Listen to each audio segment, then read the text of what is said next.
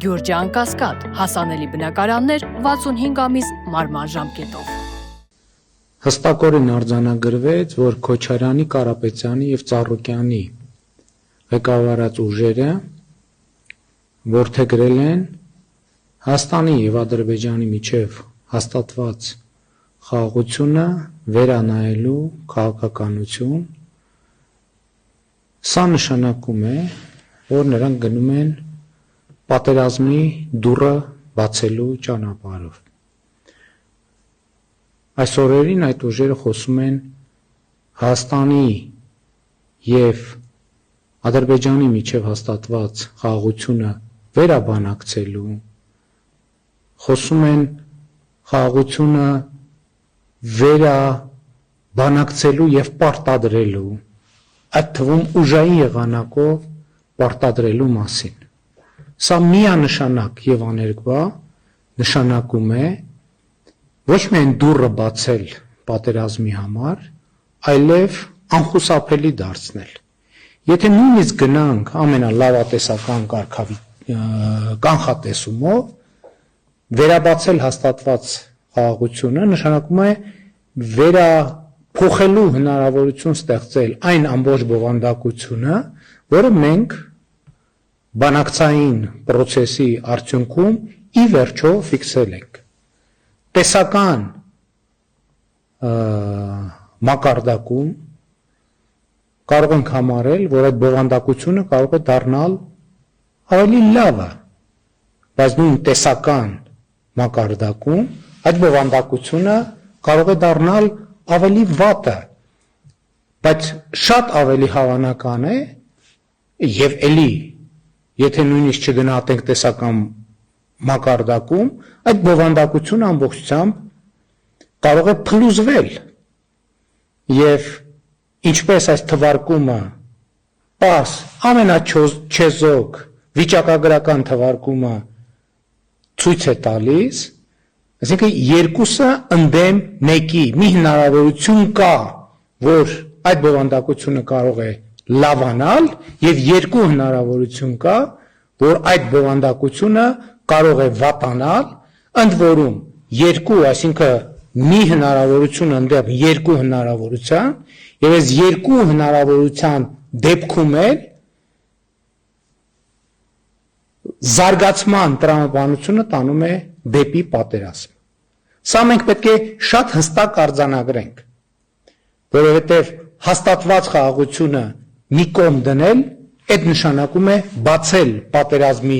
դաշտը առավել ևս այն խոսույթով, որ Քոչարյանի, Կարապետյանի և Ծառուկյանի ղեկավարած քաղաքական ուժերը այսօր գրեթե ամենօրյա ռեժիմով բարձրաձայնում են և որդեգրում են և հանդես են գալիս այդ դիրքերից։ Սա է պատճառը, որ մենք ասում ենք, որ այս խաչմերուկը պատմական խաչմերուկ է։ Հայաստանի և Ադրբեջանի միջև հաստատված է խաղաղություն, մենք հաստատել ենք այդ խաղաղությունը, ինչը նշանակում է ամուր փակել ենք պատերազմի դուռը։ Հիմա իմ նշած ուժերը փորձում են բացել այդ դուռը և դա միանշանակ ճակատագրական սպառնալիք է Հայաստանի Հանրապետության անվտանգությանը։ Ընդ որում, խոսելով երաշխավորների մասին, ինձ համար ակնհայտ է և ցանկացած անաչառ դիտորդի համար ակնհայտ է, որ այդ խոսույթով ընդամենը բացվում է մեր տարածաշրջան և մեր երկիր խաղաղապահներ մտցնելու դուռը, իսկ թե ինչ հետևանքի է բերել խաղաղապահների գործունեությունը մեր աչքի առաջ, մենք դա բոլորս տեսել ենք և նույն փոცხի վրա երկու անգամ կանգնելու առաջնորդող ուժերը միանշանակ և աներկբա պետք է մերժվեն։ Ամփոփելով ուզում եմ ասել հետևյալը. եկեք չմոռանանք, որ մենք ունեցել ենք անվտանգության երաշխավոր, ընդ որում անվտանգության երաշխավորի պարտավորությունները դե յուրե շատ հստակ և շատ մանրակրկիտ ձևակերպված են եղել, ես այդ փաստաթղթերը տասնյակ անգամներով եմ կարդացել, բայց այդ մեխանիզմը չի աշխատել եւ նման մեխանիզմները չեն աշխատում եւ պատմությունը, այդ թվում հայ ժողովրդի պատմությունը, դա է ցույց տվել։ Խաղաղությունը Ադրբեջանի եւ Հայաստանի միջև հաստատվել է միայն ու միայն այն պատճառով երաշխավորի համատեքստում,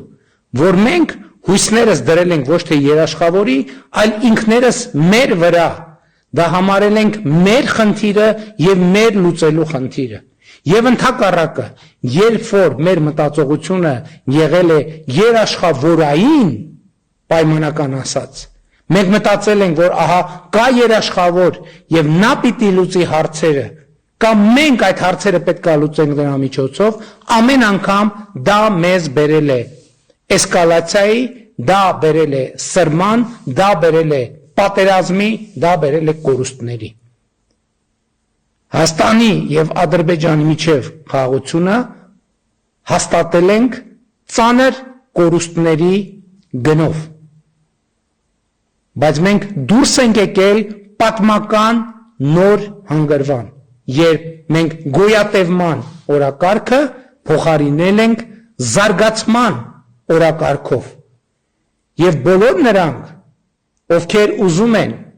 բացել խաղաղության վերանայման դուռը, անխուսափելիորեն մեզ հրում են,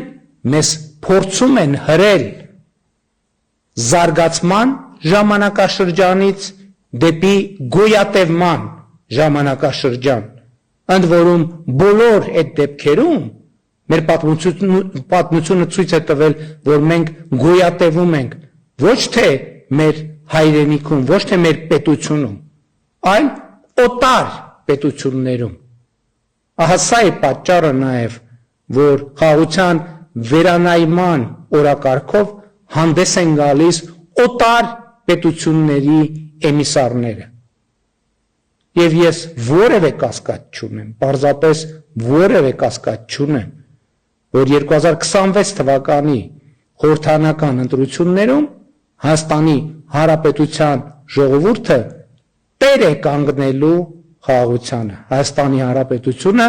տեր է կանգնելու խաղաղությանը, որովհետև դա իր ստեղծած խաղաղությունն է, իր զրկանքների, իր տառապանքների, իր կորուստների, իր մտածումների, իր վերանայումների գնով ձեռք բերված խաղաղությունն է։ Սա քո խաղաղությունն է, Հայաստանի Հանրապետության հարգարժան, սիրելի, հարգելի քաղաքացի, եւ դու պետք է տեր կանգնես քո խաղաղությանը, քո պետությանը, քո անկախությանը, քո ինքնիշխանությանը, փառք նահատակներին եւ կեցցե Հայաստանի Հանրապետությունը։ Սիրում եմ բոլորիդ, հպարտանում եմ բոլորովդ եւ խոնարհվում եմ բոլորիդ առաջ։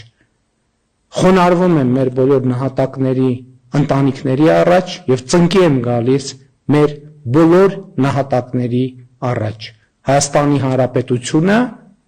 ուժեղ, զարգացած, խաղաղ, անվտանգ, ամենամեծ հարգանքի տուրքն է մեր բոլոր նահատակներին։